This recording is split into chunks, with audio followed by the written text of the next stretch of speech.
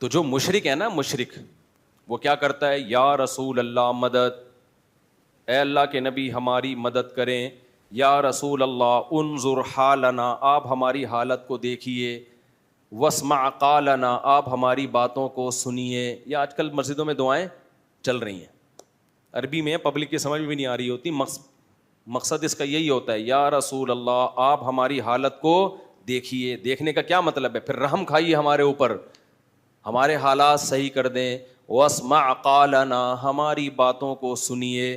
بھائی نبی صلی اللہ علیہ وسلم قبر میں ہیں، بشر میں یہ طاقت نہیں ہے کہ اتنی دور سے کسی کے کلام کو سن لے. معجزہ کے طور پر ہو سکتا ہے، لیکن معجزے کبھی کبھار ہوتے ہیں، جب اللہ اپنی مرضی سے سنانا چاہے سنا دیتا ہے. ایسا نہیں ہوتا کہ اللہ نے مستقل اختیارات کسی کو دے دیے ہوں. مستقل اختیارات اگر اللہ کسی پیغمبر کو یا کسی بشر کو دے دیتا تو پھر اللہ سے مانگنا اور اس بشر سے مانگنے میں کوئی فرق نہیں رہتا. تو اللہ کہتا ہے تم غلاموں کو ایسے اختیارات نہیں دیتے، میں مخلوق کو ایسے اختیارات کیوں دے دوں؟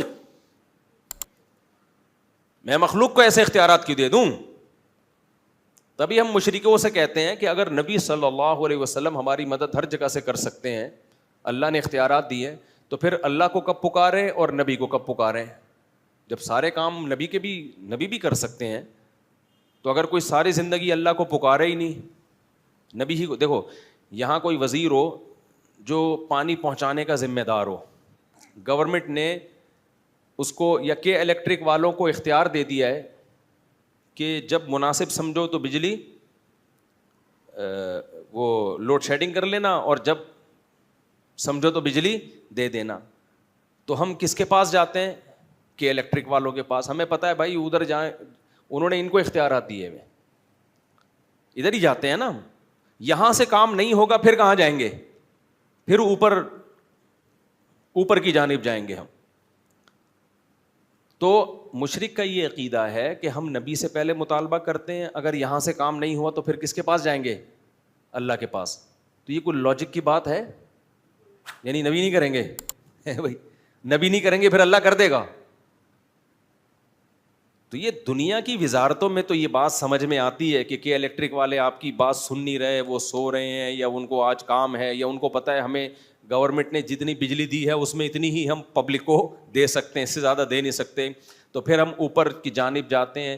لیکن پیغمبر کو میرے بھائی اگر اللہ نے اختیارات دے رکھے ہیں تو پھر اس لیے دیے نا کہ پیغمبر کام کریں. پھر ہمیں اللہ کے پاس جانے کی ضرورت کیا ہے؟ یہ وہ سوالات ہیں جن کا مشرک کے پاس کوئی جواب بولو نہیں. توحید کا عقیدہ آسان ہے بھائی، کوئی اختیار دیا ہی نہیں ہے. اللہ نے کسی بشر کو، کسی پیغمبر کو، کسی فرشتے کو، کسی نبی کو، کسی ولی کو، کسی قبر والے کو، کسی بزرگ کو، کسی بابا کو، اور عامل تو ہوتے ہی ایک نمبر کے الو کے، آگے آپ مسجد سے باہر نکل کے لگا دیے گا جو گالی مکمل کر لیے گا. کسی کے پاس کسی قسم کے اختیارات بولو نہیں ہے. ہاں اسباب کے تحت تو ہیں. میں کہتا ہوں بھائی پانی لاؤ، یہ جائیں گے اٹھ کے پانی لے کر آئیں گے، یہ تو لاجک ہے نا، یہ تو اللہ نے اسباب دنیا میں پیدا کیے ہیں، اسباب سے ہٹ کے بات ہو رہی ہے. عیسیٰ کو بغیر باپ کے پیدا کرنا، اس کی کوئی سائنٹیفکلی لاجک نہیں بنتی. یہ کون کر سکتا ہے؟ اللہ، جس نے کلمہ کن کی طاقت سے اس کائنات کو عدم سے وجود بخشا. ورنہ کائنات جب نہیں تھی تو اس کا ہو جانا، اس کی کوئی سائنٹیفک لاجک نہیں بنتی. 100 دفعہ ڈاروین پیدا ہو کے مر جائے، تھیوریاں پیش کر کر کے پاگل ہو جائے گا، لیکن یہ وہ ایکسپلین کر ہی نہیں سکتا کہ پہلی دفعہ انرجی یا مادہ کیسے پیدا ہوا. تو اب سمجھو جو میں توحید آپ کے سامنے بیان کر رہا ہوں نا، آج کے مشرک یہ 2 نمبریاں کرتے ہیں، ناموں میں ہیر پھیر کر کے شرک پہ توحید کا لیبل لگا دیتے ہیں. ناموں میں ہیر پھیر کرتے ہیں اور شرک پہ کیا لیبل لگا دیتے ہیں؟ توحید کا.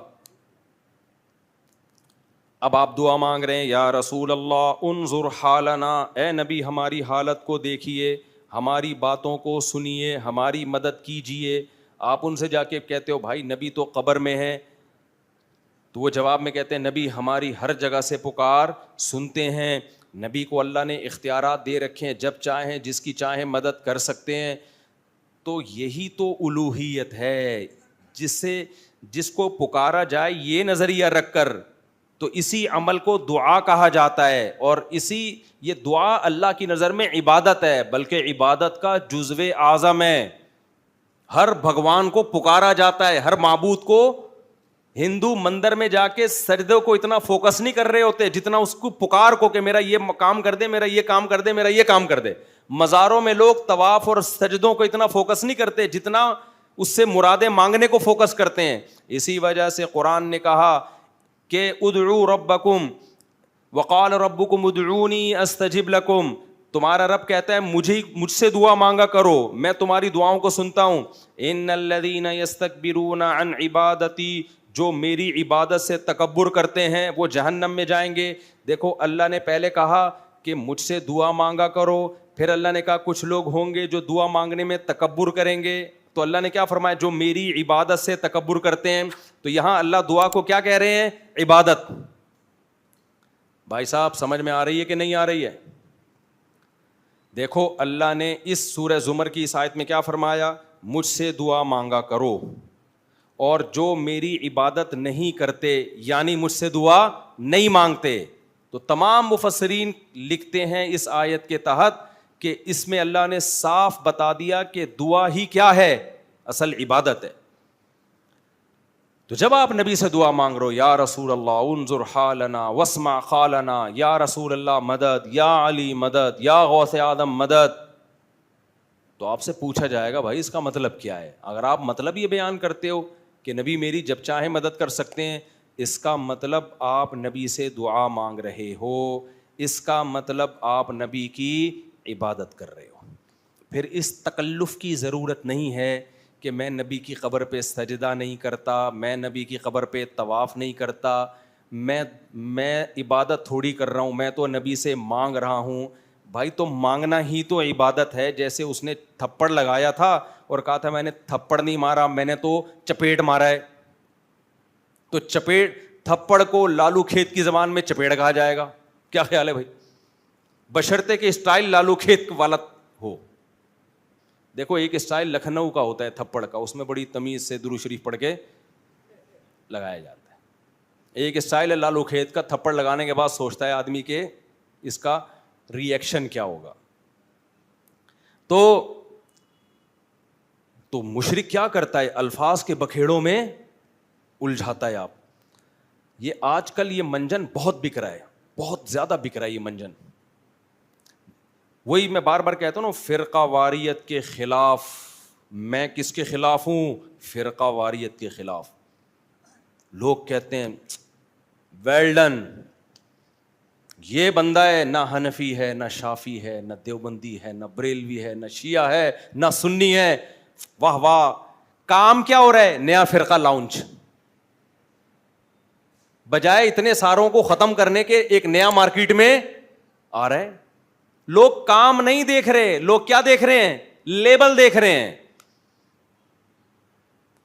تو بھائی ہم تو یہی چیخ چیخ کے تھک گئے، اللہ کے بندو لیبل مت دیکھو، کام دیکھو۔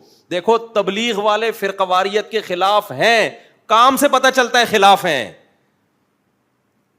تبلیغ والے یہ کر سکتے تھے، ایک رائمنڈ میں اجتماع کرتے، ہمارا کوئی فرقہ نہیں ہے، حنفی بھی غلط، شافی بھی غلط، مالکیہ بھی غلط، حنبلی بھی غلط، دیوبندی بھی بول لو نا یار غلط، بریلوی بھی غلط، شیعہ بھی غلط، سنی بھی غلط، اہل حدیث بھی غلط۔ حاجی عبد الوہاب صاحب رحمۃ اللہ سے پوچھتے حضرت صحیح کون ہے؟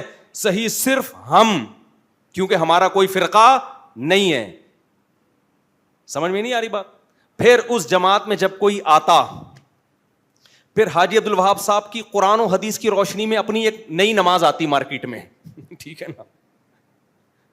سمجھ رہے ہو؟ جو نہ حنفیوں سے میچ کر رہی ہوتی، نہ شافیوں سے میچ کر رہی ہوتی۔ کچھ نئے مسائل آتے جو پوری امت سے الگ ہوتے، کیونکہ پوری امت تو گھاس کھا رہی تھی اب تک۔